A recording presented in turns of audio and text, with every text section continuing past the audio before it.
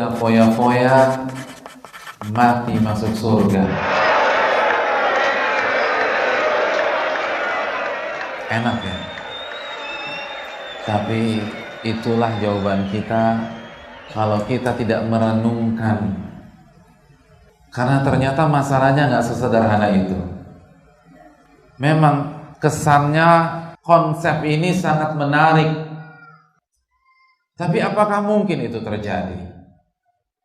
Apakah selaras dengan Al-Quranul Karim dan hadis-hadis baginda Rasul Sallallahu Alaihi Wasallam?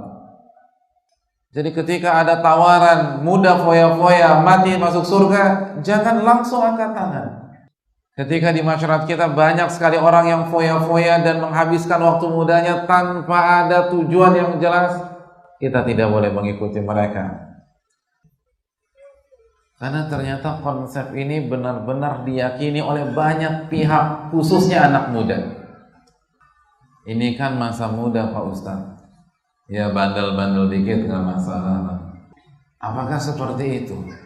Ustadz, saya ada rencana hidup foya-foya sampai umur 59 atau umur 62. Kan Nabi umurnya 63 Pak Ustadz. Jadi rencana saya foya-foya 62 tobat-tobatan nasuha, 63 meninggal insya Allah. Nggak sesimpel itu. Masa muda Pak Ustadz sayang, insya Allah saya mau tobat tapi nanti pas sudah nggak laku kan begitu. Kalau sekarang kan masih laku, rugi kalau tobat sekarang. Allah berfirman, أَفَحَسِبْتُمْ أَنَّمَا خَلَقْنَاكُمْ عَبَثًا وَأَنَّكُمْ إِلَيْنَا لَا تُرْجَعُونَ.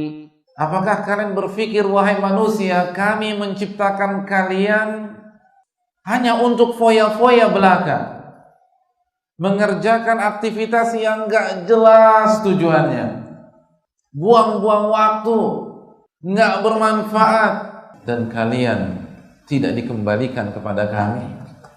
Apakah kalian berpikir demikian? Keliru, kata Allah Subhanahu wa ta'ala. Kita diciptakan untuk sebuah tugas mulia. Adz-Dzariyat 56. Wa ma khalaqatul jinna wal insa illa liya'budun. Tidaklah aku ciptakan jin dan manusia kecuali untuk beribadah kepada diriku. Bukan menghabiskan waktu malam di klub-klub malam, di taman-taman remeng-remeng, lalu dengan satu botol minuman keras di hadapannya, lalu seorang wanita di pangkuannya. Bukan untuk itu, kata Allah. Hari hisab itu akan datang, dan hari itu mengerikan. Hari itu menakutkan. Ketika matahari berada di 1 mil di atas kita, setiap manusia akan dibangkitkan dalam kondisi telanjang bulan, tanpa dikhitan dan tidak bawa bekal apapun juga, tanpa memakai alas kaki, nggak pakai sepatu, nggak pakai sendal, dan matahari 1 mil di atas kita. Itu bayangin nggak sih gimana telapak kaki kita melepuh semua? Kalau Allah tanya, detik demi detik waktu kita dihabiskan untuk apa? Bahwa masa muda kita benar-benar akan dibongkar oleh Allah. Kemana saja kita menghabiskan waktu malam kita? Malam minggu itu kemana aja? Itu dibongkar pada hari kiamat. Apa yang Anda lakukan? Semuanya tanpa terkecuali. Dan ketika azab Allah belum turun kepada kita pada hari ini, walaupun kita penuhi hidup kita dengan maksiat, itu bukan berarti Allah sayang sama kita. Itu istidraj, diulur sama Allah, biar azabnya lebih pedih lagi. Makanya hati-hati deh sebelum putuskan hidup foya-foya. Allah berfirman dalam surat Al-Baqarah ayat 214. Am hasibtum an tadkhulul jannata wa lamma ya'tikum mathalul ladzina khalaw min qablikum massatuhumul ba'sa'u wad-dharra'u وزلزلوا حتى يقول الرسول والذين آمنوا معه متى نصر الله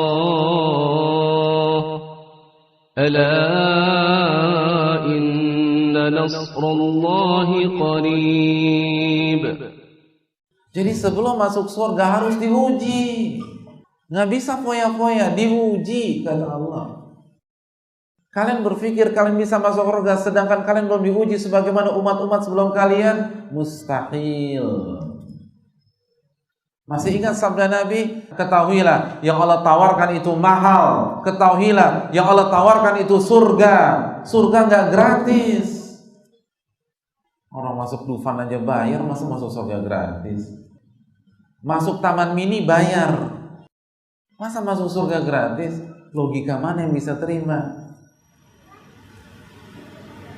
Jangan berpikir bahwa orang yang sholat, menuntut ilmu agama, berhijab atau berbusana syar'i, mengamalkan sunnah